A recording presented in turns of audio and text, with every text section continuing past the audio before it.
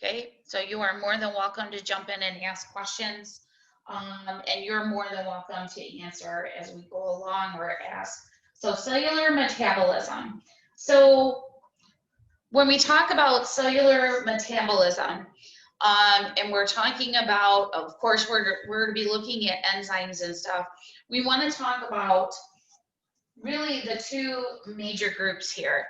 So we want to talk about those processes that build things up, so anabolism, and things that break things down, which is catabolism. Now, have you heard of these two things?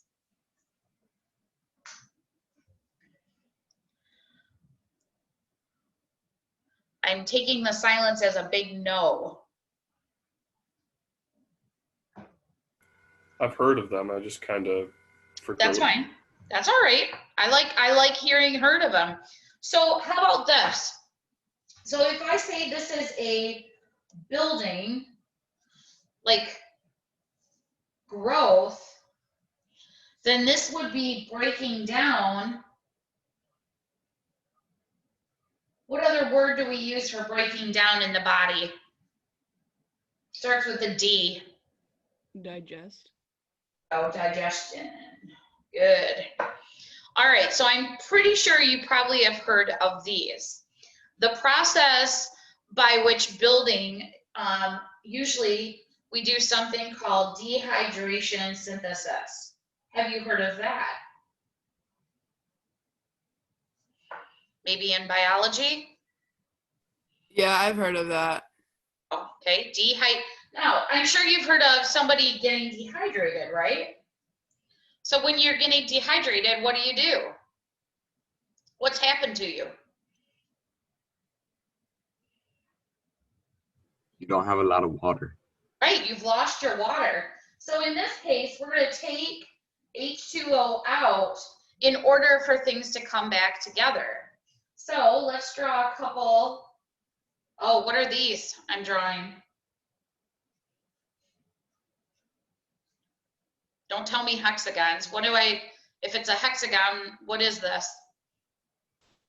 Simple sugar, would it be? Very good. Yep, monosaccharide. So we're going to take an H2O out. So meaning literally, think about it, 2 hydrogens and 1 oxygen, and that's going to cause them to come together or bond together. Okay? So we just went from monosaccharide to 2 sugars, which is a disaccharide. Disaccharide, thank you. Okay. The same thing could be said for what we just finished, right? 1 amino acid, so an amino acid chain together. Dehydration synthesis is happening here as well. And a chain of amino acids gives you polypeptide. Polypeptide, yep, polypeptide would be, which is AKA a protein, right? And then we're gonna find the shape and all that good stuff. Okay, now something to keep in mind. This is going to require energy. Okay, so this is going to cost you in order to build. When you stop and think about it, that should make sense. Does it cost you money to build? It does. Okay, and this is when you start thinking about it. This is all the things for growth and repair in the body. Okay. Okay. And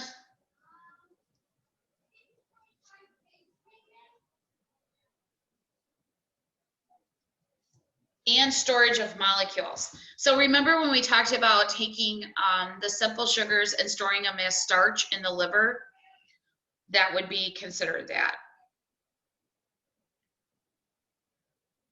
So we're really talking about growth and digestion. Does anyone have any questions about anabolism?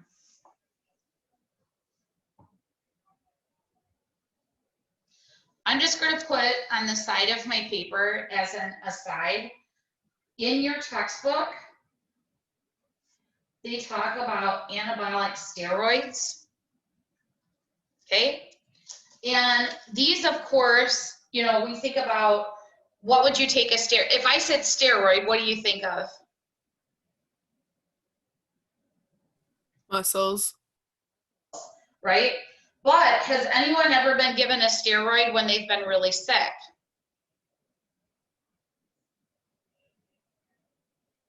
Nobody has? Yeah, I have before. I know. I was going to say, if you, I don't think I spelled this right, prednisone. Bryson has taken more, when it's little kids, they call it prednisolone. If you take, we take a medicine called Qvar. Boy, what's the other one?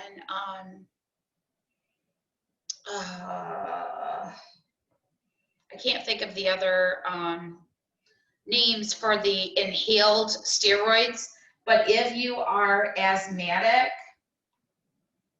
there are different types of inhaled steroids that you can take that actually are a preventative medicine. And you have to be very careful with those with thrush in your mouth sometimes. Prednisolone. So if you've ever taken a steroid after you've been sick, usually you're taking it because you are so run down that you need some steroid, or that, for me, I get usually prednisone when my lungs are really tight because it decreases swelling or irritation in my airways. Here's the effects of prednisone. It doesn't mean that I'm going to bulk up, but what it does mean is it does make you feel good so that you do eat more. So you can gain weight on steroids, okay? Because you feel so much better. And,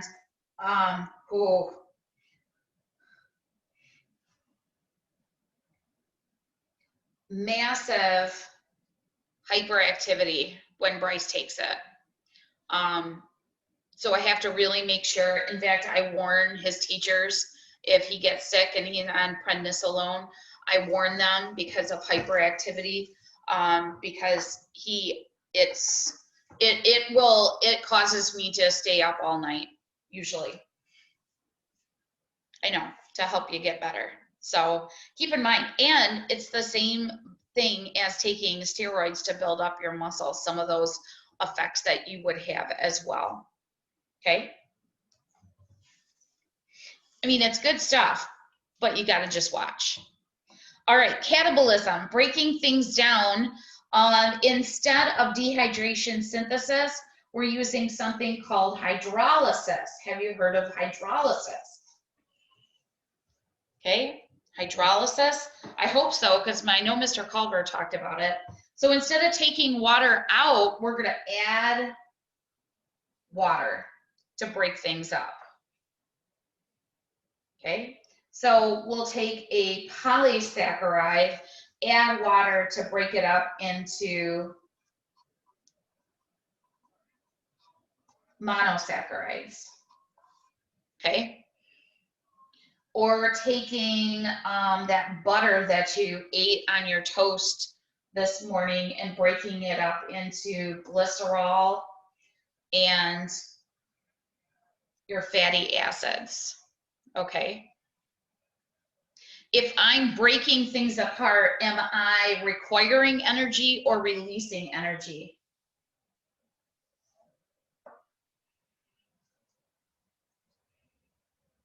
Releasing. You're releasing if you're breaking bonds, right?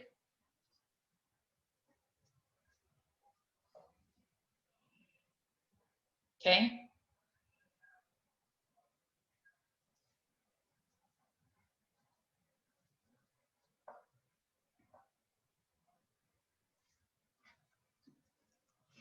Okay. So with that being said, this whole idea, this is really the chapter that we really talk about nutrition. And as far as how the body uses the items, the reason, of course, that I said this piece, I guess I could do,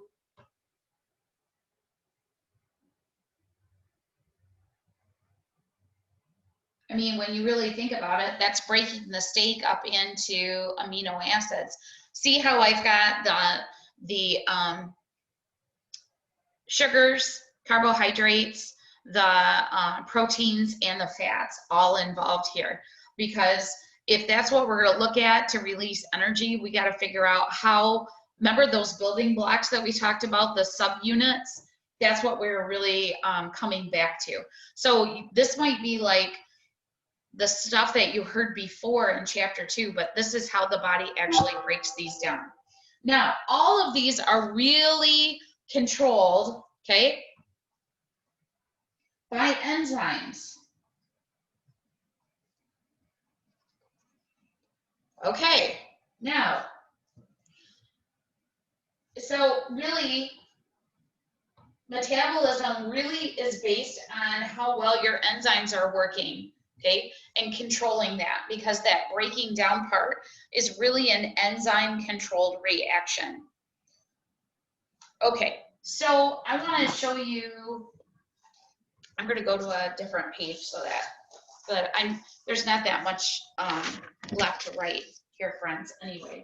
But I want you to think about an enzyme like a puzzle piece, okay? So this is our newest puzzle that we're going to put together. Bryson is a major puzzle guy. He can put together 1,000-piece puzzles on his own. He's like crazy. But the way he looks at puzzles and the way I look at puzzles is a little different. So right away, this is an edge piece for me, because I look around it. I like to find all my edge pieces first, okay? But then when I look at trying to put the puzzle together with him, so for this piece, I look at whatever the receiving side is. I always look at where could this be located, this long piece, okay? And I look at a lot of times, so if I'm going to put a puzzle, if I'm going to put something in here, okay, I'm looking at, well, this is a 4-pronger, so I want to find a spot where I have, where I need 4 prongs. So I'm looking at how it fits. Enzymes are very much like the same thing. They are not a one-size-fits-all. Outfits that are one-size-fits-all usually don't fit anyone real well. Stop and think about that, okay? So you have an enzyme.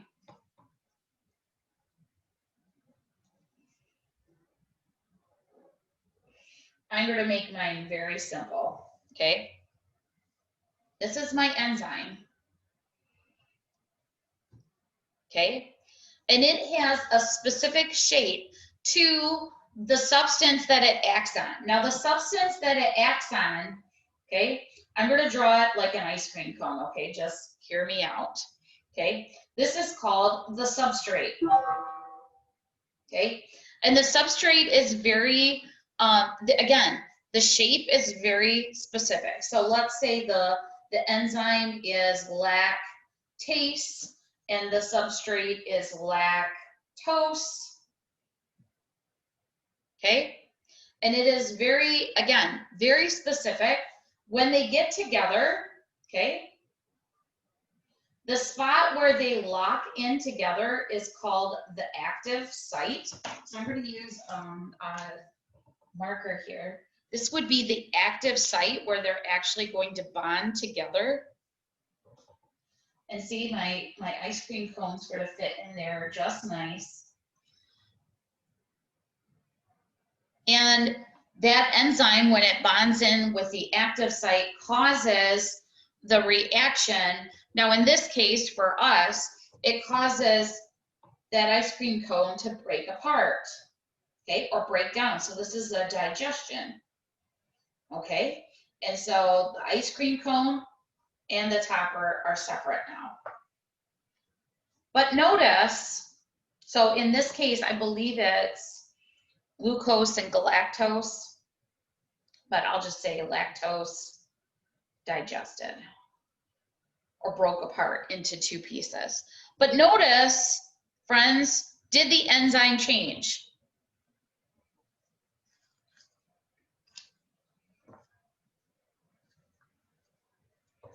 Anyone alive out there? It didn't change. It didn't change, did it? So remember, I did a magic trick for you, didn't I? Do you remember the magic trick? I had the dollar. Yeah, the one with the dollar. Okay, I had the dollar and the dollar. Now in this case, you know what? In fact, let me hold up a sec.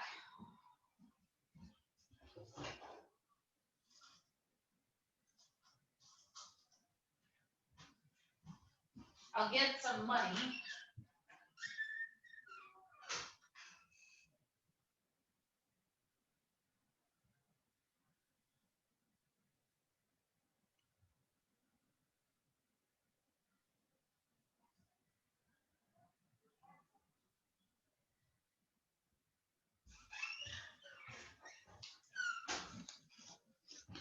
Sorry, I didn't have a dollar handy on me. Okay, so in the case of the dollar, remember, so you can see it, right?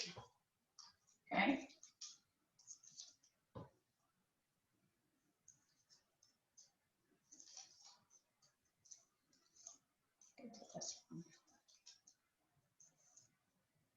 Oh, now I'm having a brain fart. I'm not in my classroom. I don't remember how to do it.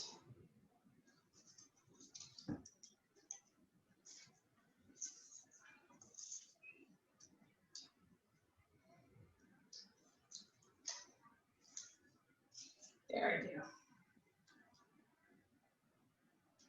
It's all coming back to me now. This is a very crisp dollar bill here, friends. Okay, so in this case, okay, I'll even do it from the top down. You want to see it top down?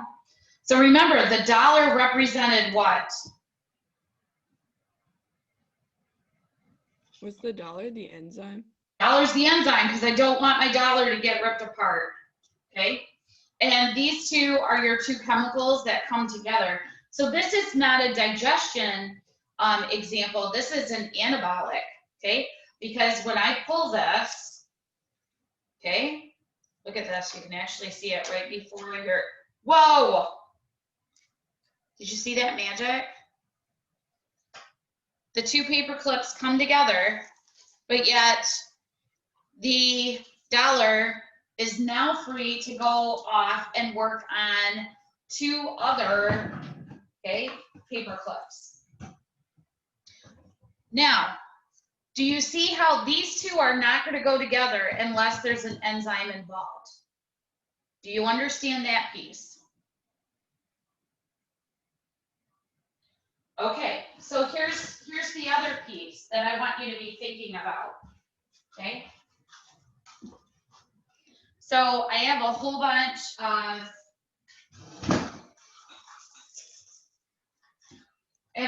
of paper clips here, okay? And they all need to be put together, okay? That's a lot of paper clips, right?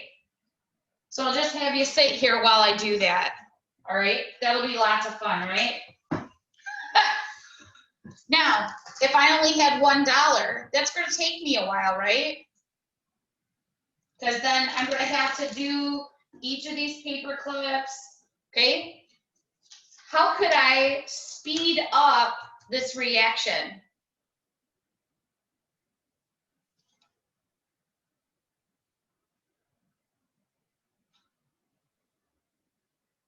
How could I make this go faster?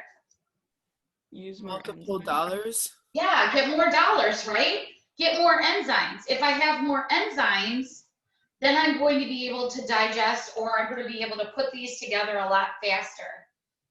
Stop and think. If you're doing a big job or moving, isn't it a lot faster if you get all your friends to come over and help you? than if you were to just do it by yourself. Okay, so that's the whole concept that we're really talking about here, is once we understand the whole idea of the enzymes, is now looking at how enzymes really govern and control the rate of the reaction. Okay, now with the rate of the reaction, keep in mind that we have to really be careful with our enzymes, okay? Because we know that enzymes from chapter 2 are kind of sensitive, right? They're sensitive to temperature, right? We don't want to be too cold or too hot. They're sensitive to pH. Because we know if we change, all right, here you go. If we change the structure, I'm waiting for it. Somebody say it loud and proud. You change the Function. thank you. And remember that these, friends, are very structurally complex. So if you change that structure, you're going to change the function, and that's not going to work. And in fact, that word for changing we used in chapter 2, do you remember this word? Denature. Okay. So for example, yesterday Brooklyn was making perler beads, and she took the iron and was ironing a big round donut for her friend.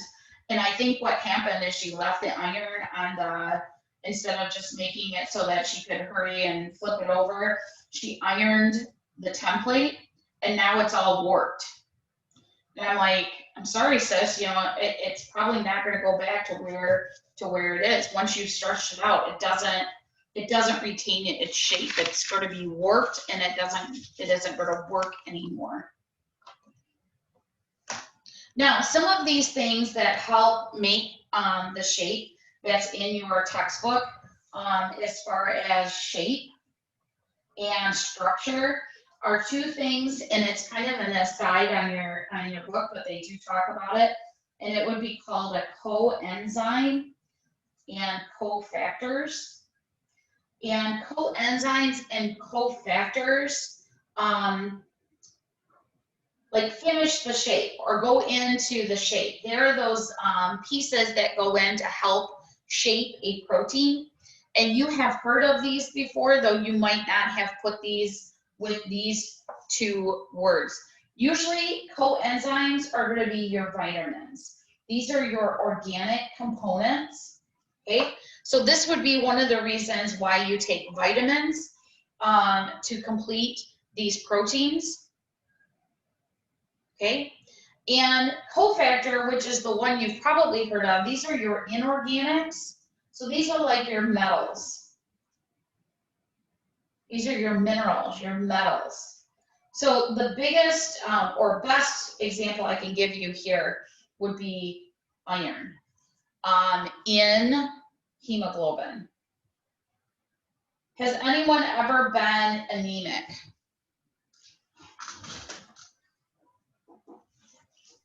Yeah. Okay. In fact, when you go to give blood, that's what they test you for, is to see what your iron count is like before you give blood. Ladies, your iron count will go down around the time of your period. Those that have red hair and are fair skinned tend to have lower iron levels. So when I was pregnant with both kids, I had to take iron supplements because my iron was so low. I tend to be very anemic. I don't know why, but it just so happens like that. And the coenzymes that we're talking about are other organics other than carbohydrates.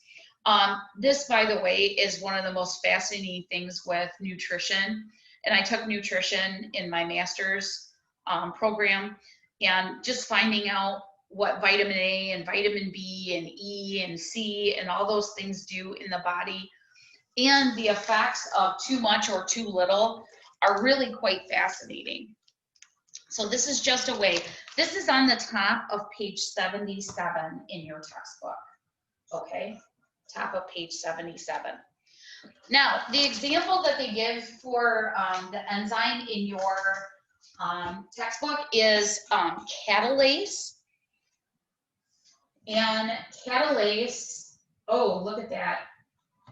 ASE, right? Catalase acts upon hydrogen peroxide. All right, in the chat box, tell me which cell organelle is responsible for breaking down hydrogen peroxide. Privately chat me in the box if you would, please. Because, oh my goodness, we're going back and connecting to cell parts. I love it. Chat me and privately chat me in the chat box, please, for a participation point.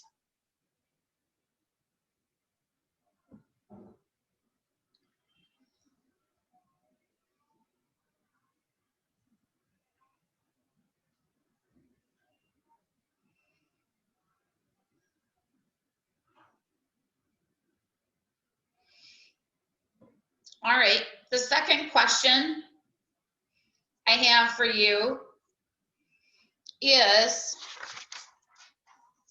if all of these reactions are enzyme controlled, who has the blueprint for making the enzymes? Put that in the chat box, please. If these are all enzyme controlled, who has the blueprint for making the enzymes in the first place? Put that in the chat box, please.